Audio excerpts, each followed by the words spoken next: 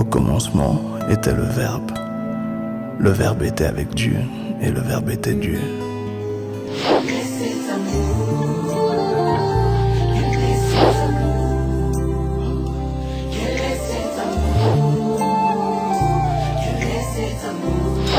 Oh, quel est cet amour? Quel est cet amour?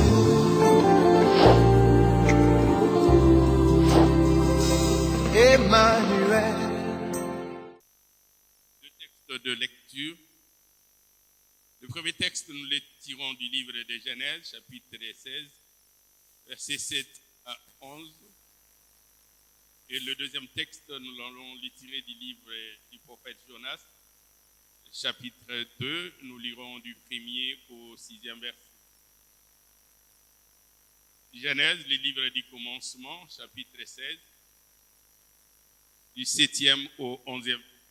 Quelqu'un a trouvé que nous puissions lire ensemble? Genèse, chapitre 16, si vous avez trouvé, nous allons lire ensemble. Voici ce que déclarent les Écritures. L'ange de l'Éternel trouva Agar près d'une source d'eau dans le désert, près de la source qui est sur le chemin des Chours. Il dit à Agar, servante de Saraï, « D'où viens-tu? Où vas-tu? » Elle répondit, « Je fuis loin de Saraï, ma maîtresse. » Verset 9, nous sommes dans Genèse chapitre 16. L'ange de l'Éternel lui dit, « Retourne vers ta maîtresse et humilie-toi sous sa main. » L'ange de l'Éternel lui dit, « Je multiplierai ta postérité. Elle sera si nombreuse qu'on ne pourra la compter. » L'ange de l'Éternel lui dit, « Voici, tu es enceinte et tu enfanteras un fils à qui tu donneras le nom d'Ismaël. Car l'Éternel t'a entendu dans ton affliction. » Le deuxième texte, Jonas chapitre 2, 1er au 6e verset, va sortir la Bible de Jonas chapitre 2. Jonas, dans le ventre du poisson, cria à l'Éternel son Dieu et il dit, « Dans ma détresse, j'ai invoqué l'Éternel et il m'a exaucé du séjour de mort.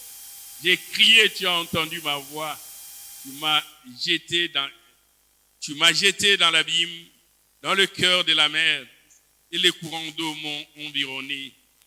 Toutes tes vagues et tous tes flots ont passé sur moi. Je disais, je suis chassé loin de ton regard, mais je verrai encore ton saint temple. » Verset 5. Les eaux m'ont couvert jusqu'à me ôter la vie. L'abîme m'a enveloppé. Les roseaux ont entouré ma tête. Je suis descendu jusqu'aux racines des montagnes. Les barres de la terre m'ont fermé pour toujours. Mais tu as fait remonter le vent de la fosse, l'Éternel, mon Dieu. Est-ce qu'on peut acclamer les Seigneurs? Est-ce que nous pouvons acclamer les Seigneurs plus fort? On peut s'asseoir un moment. Le thème que je voudrais nous proposer en ce jour est intitulé « Les secours divins ». Le premier texte, nous l'avions lu dans les livres de Genèse, les livres des commencements. Ce texte nous relate la vie d'Abraham avec son épouse à l'époque appelée Saraï et qui avait une servante égyptienne. Voilà que Saraï ne concevait pas et pour trouver solution, Saraï va proposer à Abraham d'aller vers sa servante afin que sa servante puisse concevoir et qu'elle ait un enfant au travers de sa servante. Et voilà que lorsqu'elle va se retrouver enceinte, elle va mépriser sa maîtresse. Et cela va irriter fortement Saraï. Et Abraham va dire, ta servante est à ta merci. Et voilà que Saraï va commencer à maltraiter sa servante. Alléluia. Et lorsque Agar va se retrouver enceinte, elle va mépriser sa maîtresse, et sa maîtresse va commencer à la maltraiter. Voilà la suite de l'histoire. Agar va s'enfuir. Et c'est là où on se retrouve dans Genèse chapitre 7. Et Agar était en train de fuir sa maîtresse, la maison d'Abraham. C'est là où l'ange de l'Éternel la rencontre et la questionna sur sa fuite. Agar, servante de Sarai, répondit, « Je fuis loin de ma maîtresse. » Et l'ange de l'Éternel lui dit, « Retourne vers ta maîtresse. Tu n'as aucune raison de fuir. Parce que tu te demandes quoi sous sa main. » Alléluia. Et dans Genèse chapitre 16, verset 10, l'ange de l'Éternel lui dit, « Je multiplierai ta postérité. Je multiplierai ta descendance. Tu auras une descendance multiple, une descendance nombreuse. Tu auras une descendance innombrable. Elle sera si nombreuse qu'on ne pourra la compter. » Alléluia. Mais j'aime la promesse que l'ange de l'Éternel donne à Agar. Dans Genèse chapitre 16, verset 11. L'ange lui dit, voici, tu es enceinte. Tu enfanteras un fils, un garçon, à qui tu donneras le nom d'Ismaël. Pourquoi Ismaël? Il dit, parce que l'Éternel t'a entendu. L'Éternel a entendu tes cris. L'Éternel a vu tes larmes. L'Éternel a entendu tes pleurs. Et l'Éternel a entendu et a vu ta désolation, ta détresse, ta peine, ta souffrance. Alléluia. Il dit, Dieu t'a entendu. Le plus important dans cette portion des Écritures est de savoir que Dieu entend. Il entend même à l'époque, nous étions encore dans les sacerdoces lévitiques, et que à l'époque, Dieu lui dit, je ferai du bien. T'ai entendu dans ton affliction. Je t'ai entendu dans ta détresse. Alléluia. Je suis en train de nous parler du secours de Dieu. Agar qui ne savait où aller, elle va se retrouver dans les déserts. Elle ne savait pas distinguer le nord et le sud, l'est et l'ouest. Le plus important pour elle, c'était de fuir Sarai, sa maîtresse. Mais elle n'avait aucune destination. Elle n'avait pas de boussole pour pouvoir la guider. Le plus important pour elle, c'est de fuir la maison de sa maîtresse. Mais elle pleurait. Elle était dans la désolation, dans la tristesse, elle était dans l'affliction.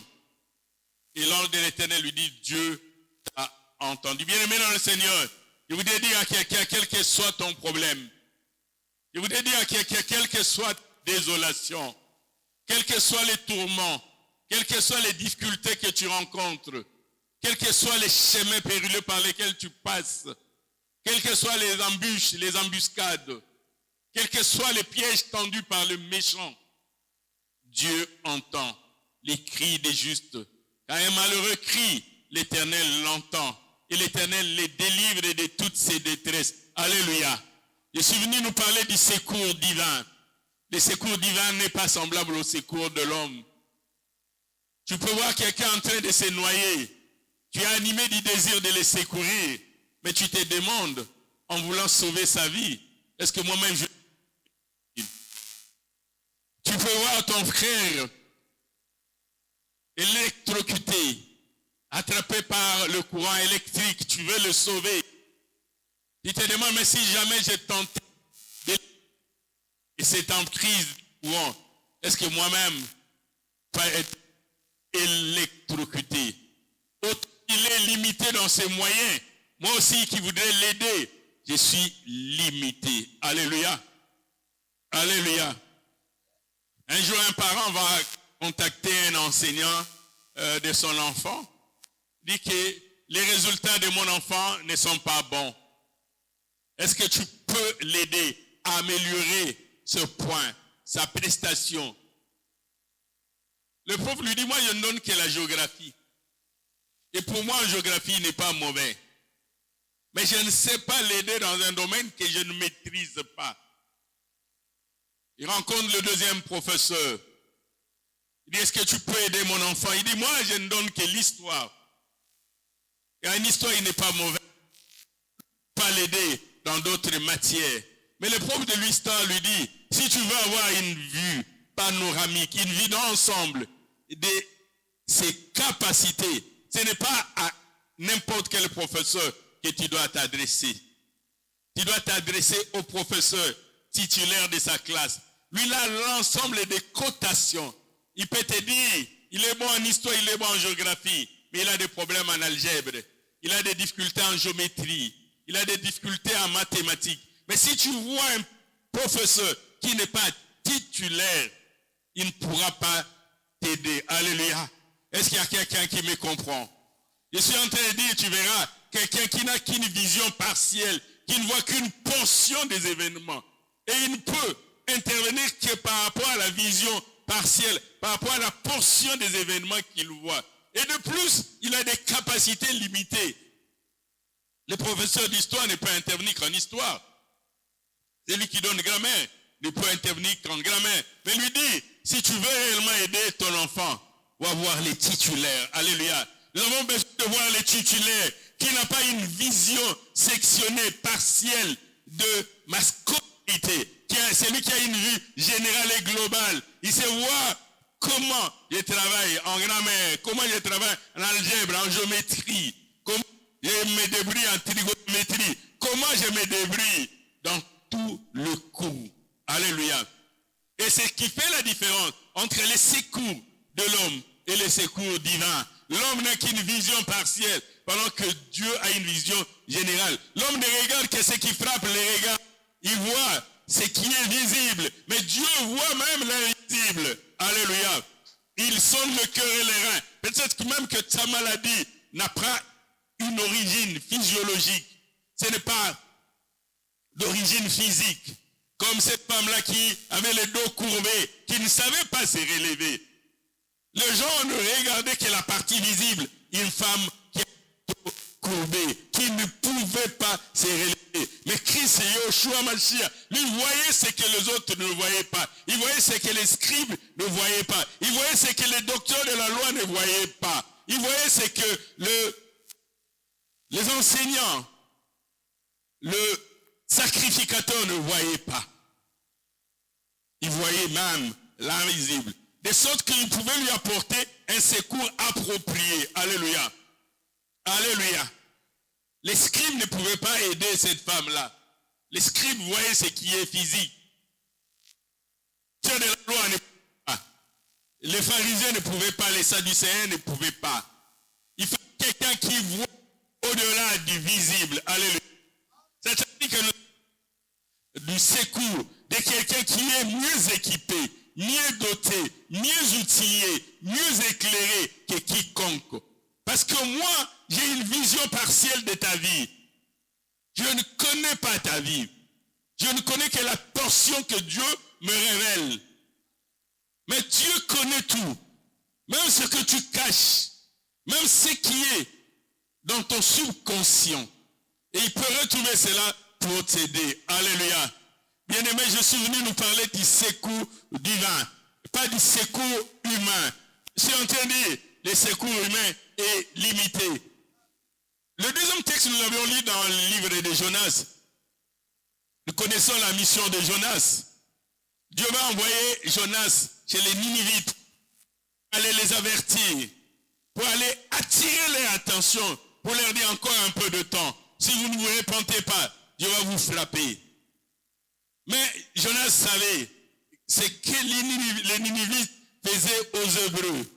Et il a préféré s'enfuir. Il va même prendre un bateau, payer les prix et aller vers Tarsis. Mais comme Dieu tenait à l'amener vers sa mission, avec toutes les difficultés que les autres passagers vont rencontrer dans les navires, Jonas va être jeté dans l'eau et un poisson va l'avaler. Il va se retrouver dans le ventre du poisson. C'est là où il va faire cette prière de Jonas chapitre 2, où il dit, dans le ventre du poisson, j'étais dans ma détresse.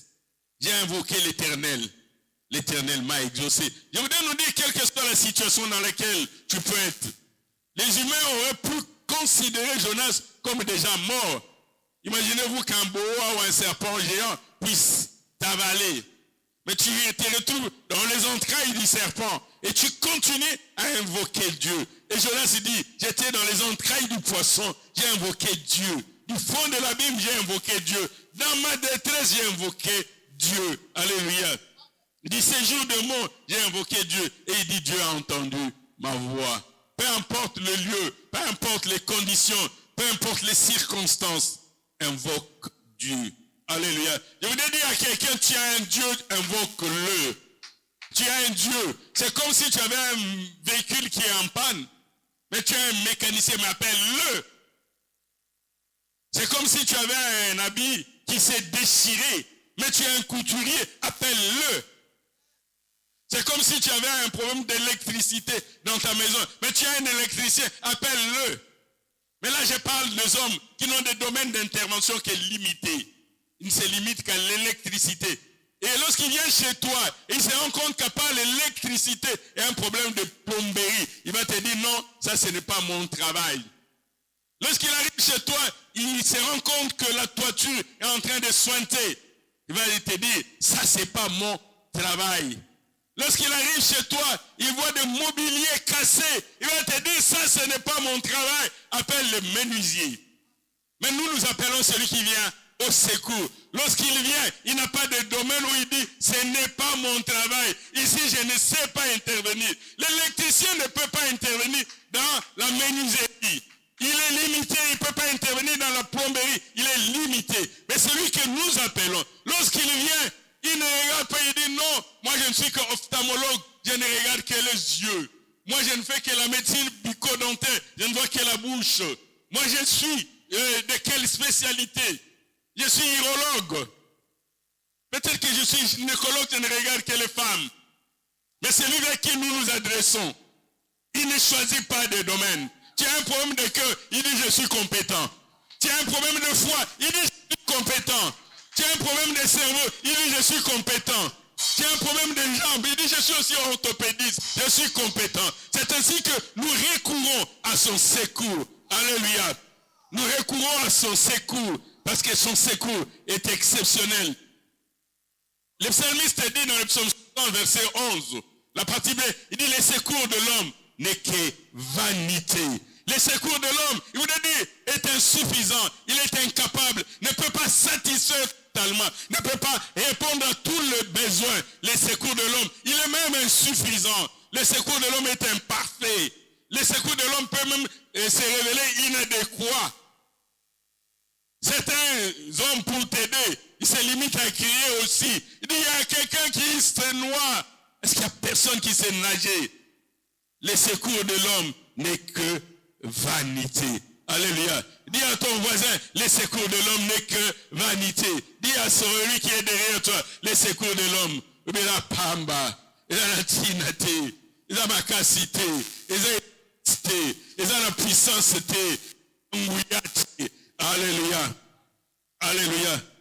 Je m'en vais nous parler des caractéristiques du secours divin. La particularité. Qu'est-ce qui distingue les secours de Dieu des autres secours?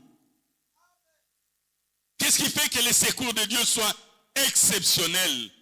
Qu'est-ce qui fait que les secours de Dieu soient désirés, qu'ils soient distingués? Qu'est-ce qui fait la supériorité du secours divin? Qu'est-ce qui fait l'excellence du secours divin?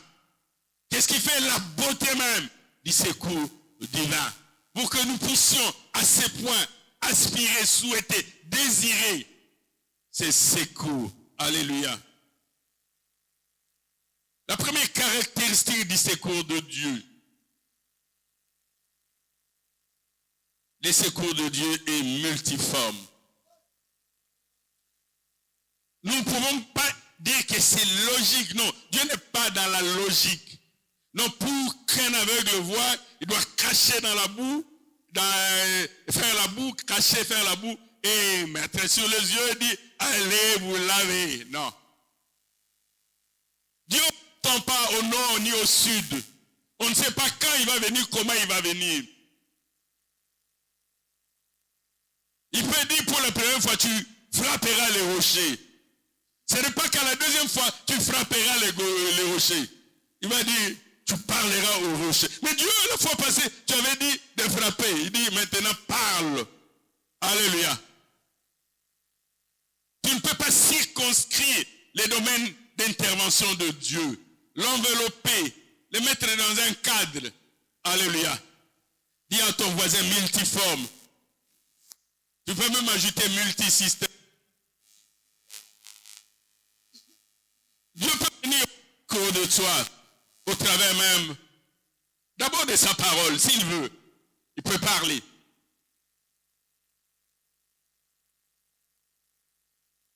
Le chef de la cohorte romaine, qui avait son serviteur malade, qui priait à Jésus-Christ de venir guérir son serviteur.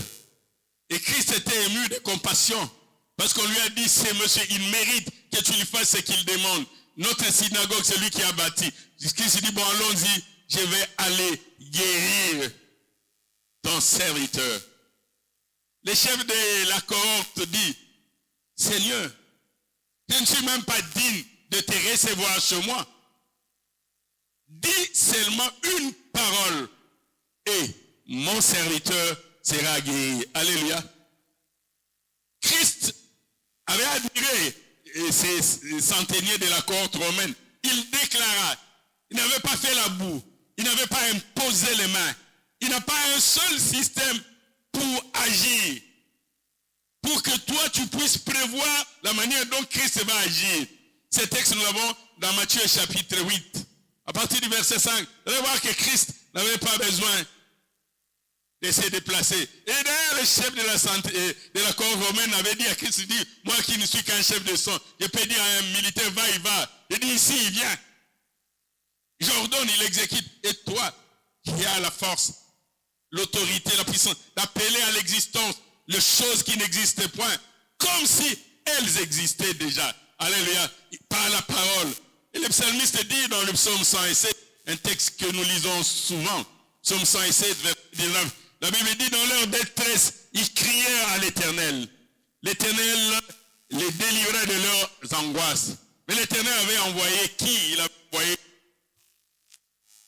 psaume 107. Dans leur détresse, ils crièrent à l'Éternel.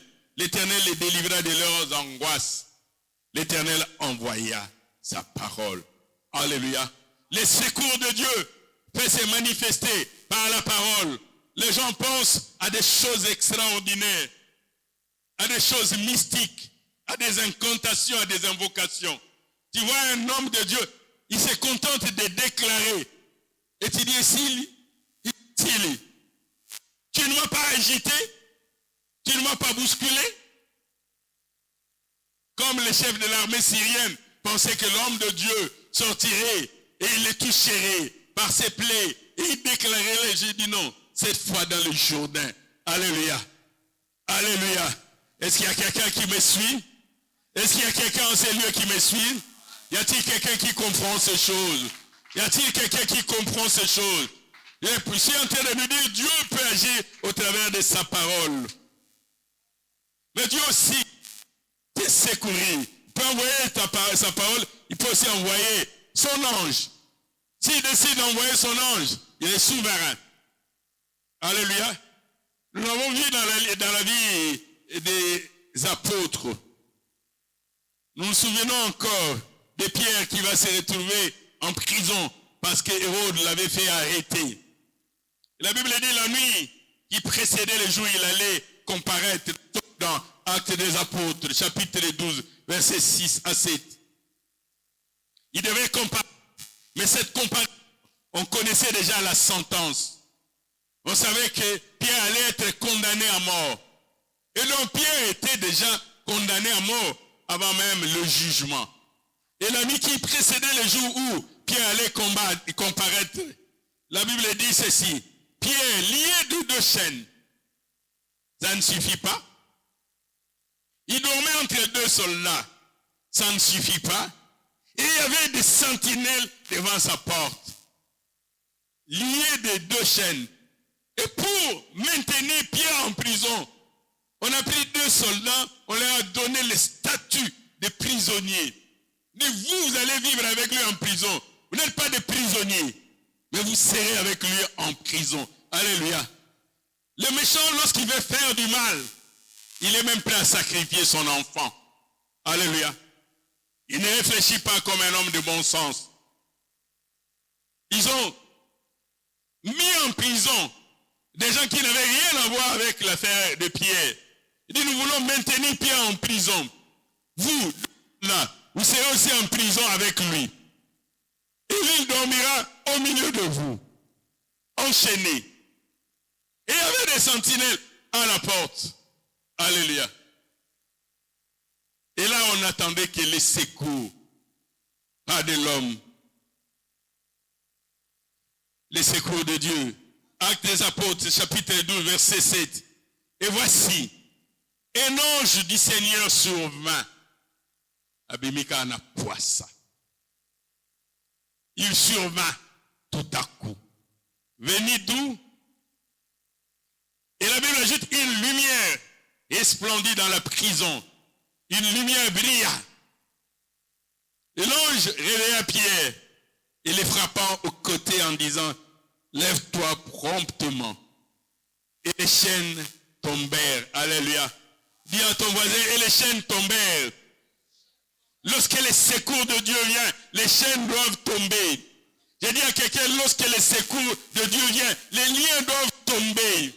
Lorsque les secours de Dieu viennent, peu importe les chaînes, peu importe les liens, peu importe les cadenas, lorsque les secours de Dieu viennent, ça tombe de soi. Alléluia. Dis encore à ton voisin, et les chaînes tombèrent. Dis à ton voisin, et les chaînes tombèrent. Lorsque les secours de Dieu viennent, les chaînes doivent tomber. Ce n'est pas une possibilité. C'est obligatoire. Ce n'est pas une probabilité. Et qu'occupé. Non, les chaînes tombèrent. Alléluia. Les secours de Dieu. Dieu peut envoyer son ange. Alléluia. J'ai dit Dieu peut envoyer sa parole pour te secourir. Dieu peut envoyer son ange.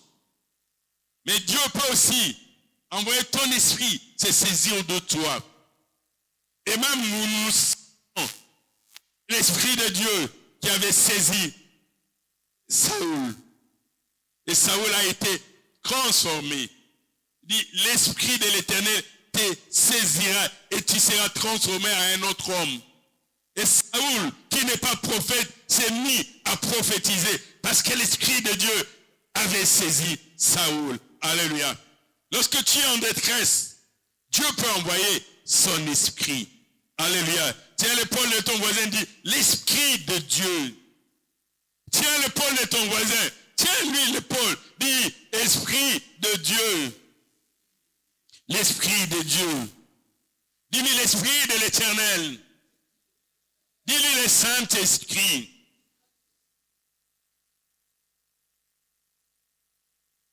Nous avons vu cela plusieurs fois dans la vie de ces Danites, ces juges de la tribu des Dan, appelés Samson. Et ces jours-là encore, il descendit avec son père et sa mère à Timna. La Bible dit, lorsqu'ils arrivaient aux vignes de Timna, voici un jeune lion rugissant vint à sa rencontre. Nous sommes dans Juges, chapitre 14, versets 5 à 6. Un jeune lion rugissant apparaît devant Samson. J'aime beaucoup le verset 6, Juges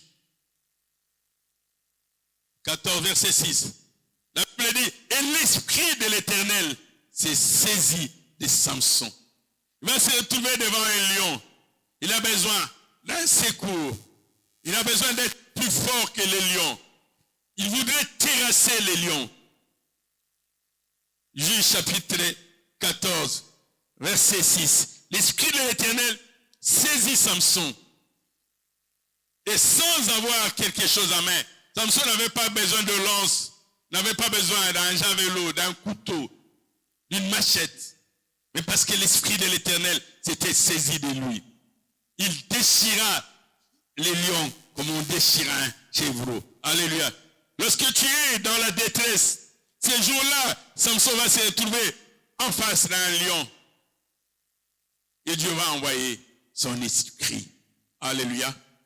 C'est ainsi que le psalmiste David, dans le psaume 10, psaume du berger, le psaume 23, il dit, en face de mes adversaires, en face de mes persécuteurs, en face de mes ennemis, en face des calomniateurs, des devins, des sorciers, que fait l'Éternel? Il dit, tu dresses devant moi une table et tu oins d'huile ma tête. Lorsqu'il parle de l'onction, il parle du Saint-Esprit, il parle de la puissance d'en haut. En face de mes adversaires, tu oins d'huile ma tête. En face des jaloux, des sorciers, des accusateurs, de méchants, l'Éternel oint d'huile ma tête. Alléluia. Il envoie son esprit. Et quand l'esprit de Dieu est en toi, tout ce qui était grand devient petit. Tout ce qui paraissait fort devient faible. Et tu te dis, mais c'est quoi ce petit dossier devant moi? L'Éternel est multisystème. Les secours de l'Éternel est multiforme. Il dit, tu peux être en détresse. L'Éternel peut envoyer sa parole. Deuxièmement, j'ai dit, il peut envoyer un ange. Troisièmement, j'ai dit, il peut envoyer son esprit, comme dans le cas de Samson. Mais quatrièmement, celui qui envoie l'ange peut décider de ne pas envoyer l'ange. Il peut décider de venir lui-même. Alléluia. Il peut décider de venir lui-même. Lorsque Lazare est mort, Christ s'est présenté personnellement devant le tombeau et il cria d'une voix forte, Lazare! Et Lazare sortit du tombeau. Alléluia. Alléluia. Nous nous rappelons encore ces malades de la piscine de Bethesda. La Bible dit, l'Éternel a envoyé son ange.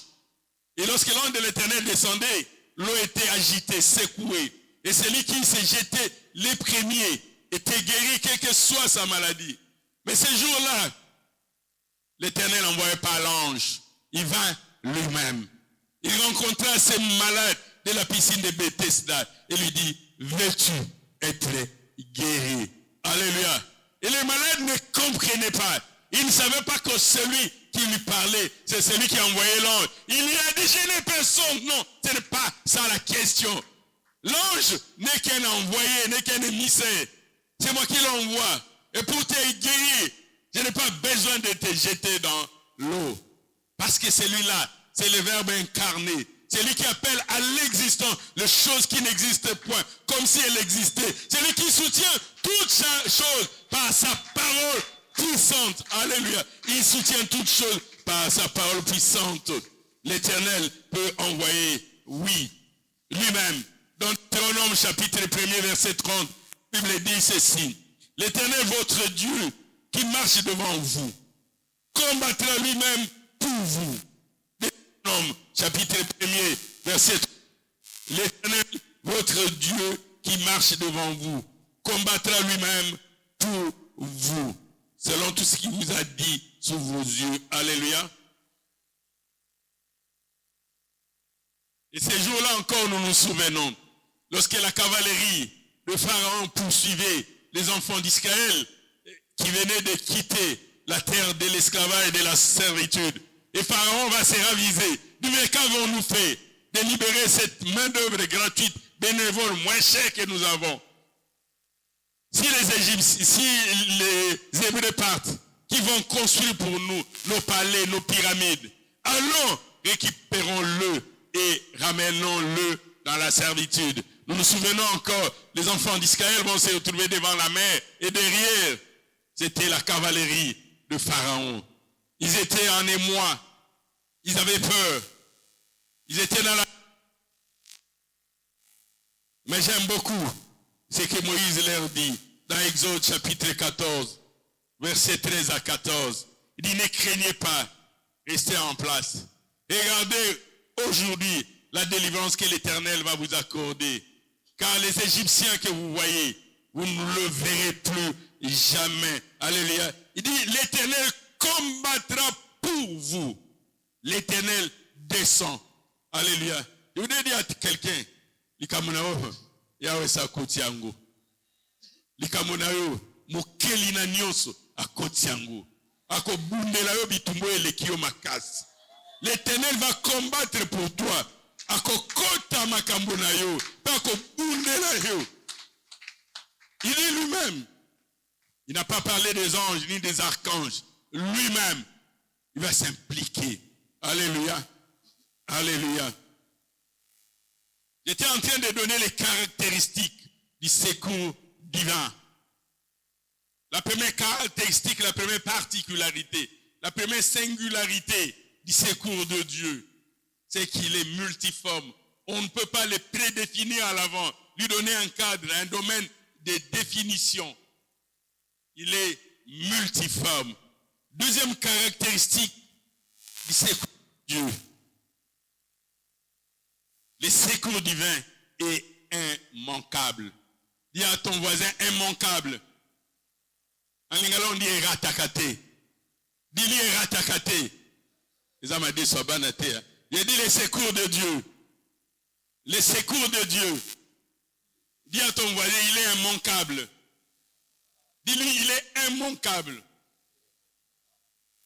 Il est infaillible.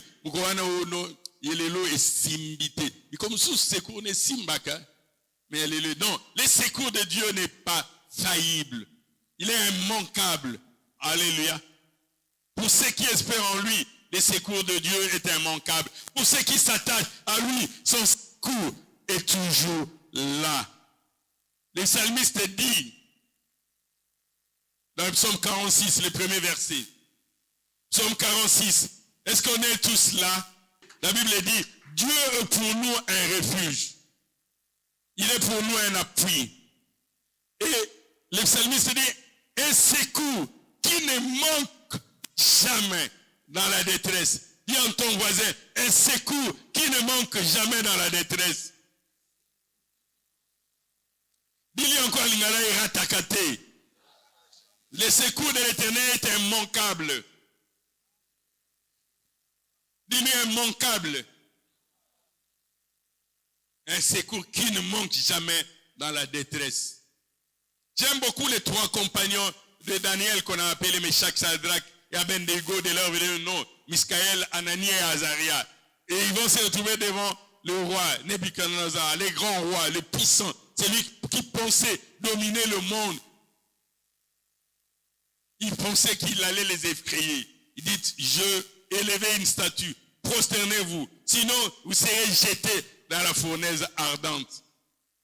Quelqu'un pourrait le conseiller, Fukamakaka, ils ont une gravité, et ça n'a pas l'autre côté. Ils vont dire au roi, sache que nous n'avons pas besoin de te répondre là-dessus. Sache que notre Dieu viendra à notre secours. Notre Dieu viendra à notre secours. Quand on ne le sait pas. Comment on ne sait pas. Avant que nous soyons jetés dans la fournaise, nous ne savons pas. Dans la fournaise, nous ne savons pas. Après avoir été consumés, nous ne savons pas. Après avoir été ensevelis, nous ne savons. Mais ce que nous savons, son secours est immanquable. Alléluia. Dis encore à ton voisin immanquable. Dis encore à ton voisin eratakati. Troisième caractéristique du secours de Dieu, c'est l'efficacité. Le secours de Dieu est efficace. Quelqu'un peut être dans l'abîme, tu as une corde, la corde ne peut pas l'atteindre. La corde peut l'atteindre, tu veux le tirer, il pèse plus que toi. Tu as peur à ce qu'il te tire lui toi aussi dans l'abîme. Mais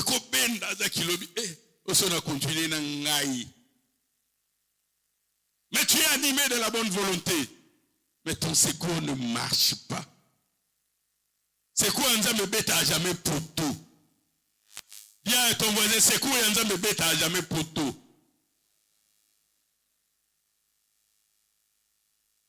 Voyez au secours, mais il est raté.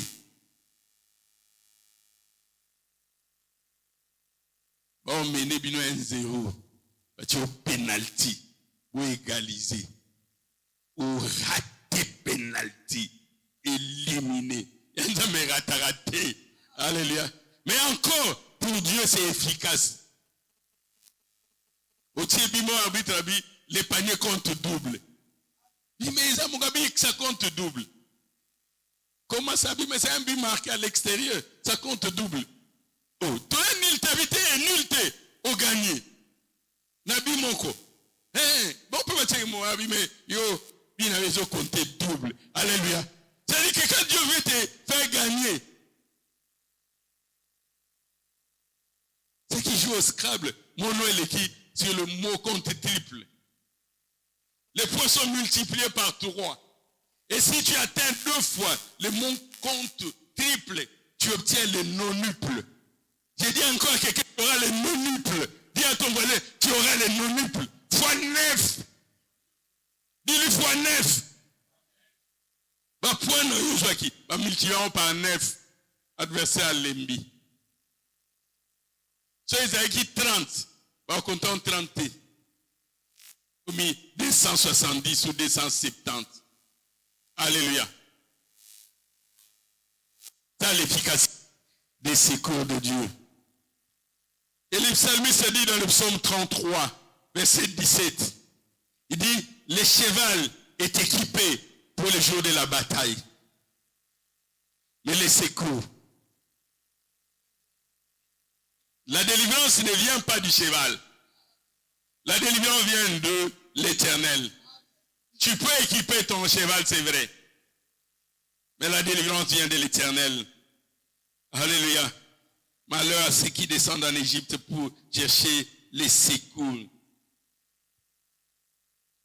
Le psalmiste dit dans le psaume 68, verset 20, Dieu est pour nous le Dieu de délivrance.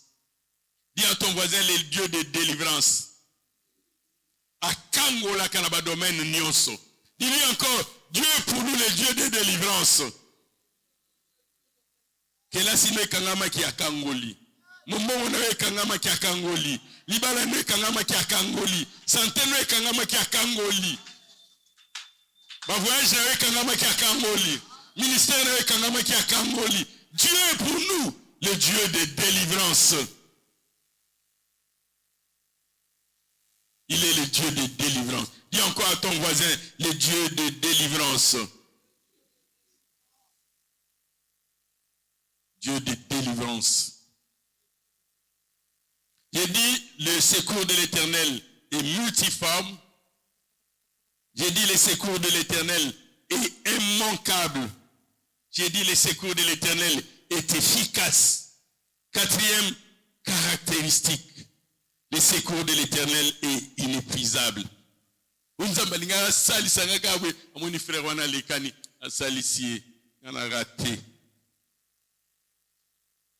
dit, le secours de l'Éternel, c'est comme le point en possession d'un professeur. Après, ici, là, après, le bien qu'on peut savoir le sujet. Le lendemain, je peux dire, pour ici, la gâté. Ah, ici, la gâté.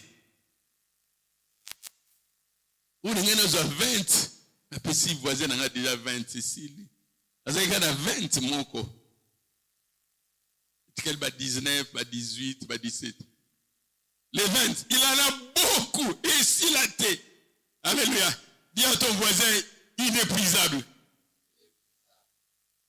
Vous allez utiliser un terme, mais ça peut paraître très compliqué, inextinguible. Inextinguible. Le secours de l'Éternel est inépuisable. Ça ne peut pas s'éteindre un jour. Oui, surtout hier retard. Malchance. Ça veut Dieu vers les années 90-2000. Non, le secours de Dieu est inépuisable. Dis encore à ton voisin, inépuisable. Et si la caté, C'est comme les bontés de l'Éternel qui ne sont jamais épuisées. Il les renouvelle pour nous chaque matin. Alléluia. Le psalmiste dit dans le psaume 138, verset 8, l'Éternel agira en ma faveur. Éternel, ta bonté dure toujours. Alléluia. N'abandonne pas les œuvres de tes mains. La bonté de l'Éternel dure pour toujours. Alléluia. Que les chantres s'apprêtent, nous allons prendre quelques moments de prière ensemble. La bonté de l'Éternel dure pour toujours. Et c'est ce que le prophète Jérémie dit dans Lamentation de Jérémie, et le chapitre 3, et verset 2. Lorsque l'Éternel dit les bontés de l'Éternel ne sont jamais épuisées. Chaque matin, il les renouvelle. Alléluia. Alléluia. Et Philippiens dans le premier chapitre, je suis persuadé. Vous devez dire je suis sûr. Vous devez dire je ne doute pas. Vous devez dire c'est indiscutable. C'est évident. C'est établi. Que celui qui a commencé en vous cette œuvre, ou toi bandit, celui qui a commencé en vous cette œuvre, dis à ton voisin, celui qui a commencé en toi cette œuvre. Dis à ton voisin, celui qui a commencé en toi cette œuvre. Dis à ton voisin, celui qui a commencé en toi cette œuvre. Et c'est lui qui la rendra parfaite. Il va l'amener jusqu'à la perfection. Notre Dieu n'est pas le Dieu des œuvres inachevées. Dis à ton voisin, Dieu n'est pas le Dieu des œuvres inachevées. Dis-lui, il n'est pas le Dieu des œuvres inachevées. Abandonné à silicité. Dans la boule, la commission métalaka. Ça, ce n'est pas Dieu. Alléluia. Il n'est pas le Dieu des œuvres inachevées. Encore à ton voisin, il n'est pas le Dieu des œuvres inachevées. Il n'est pas le Dieu des œuvres inachevées.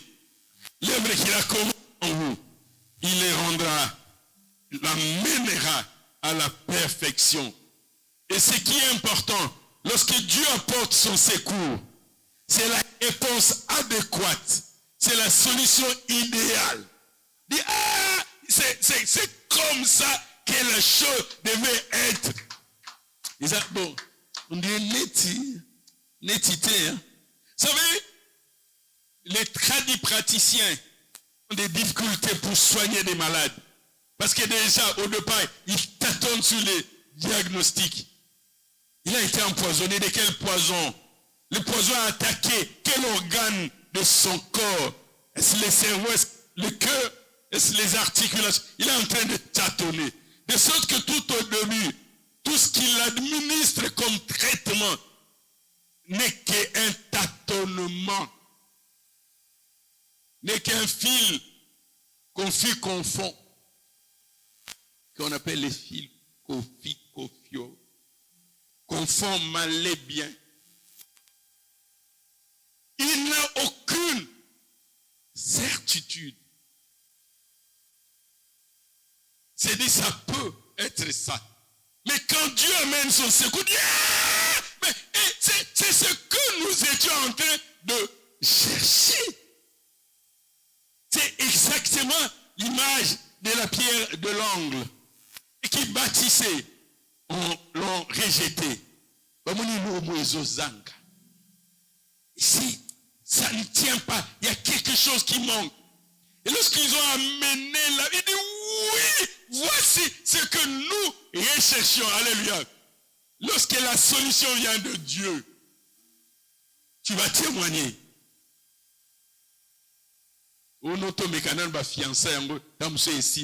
Ça ne vient pas de Dieu. Si ça vient de Dieu, et au Simba.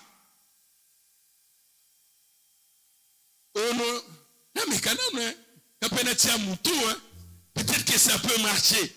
Mais si ça vient de Dieu, tu vas dire oui, c'est ça que nous étions en train de chercher. Alléluia. Est-ce qu'on peut se tenir un moment dans la prière? Est-ce qu'on peut s'élever un court moment dans la prière?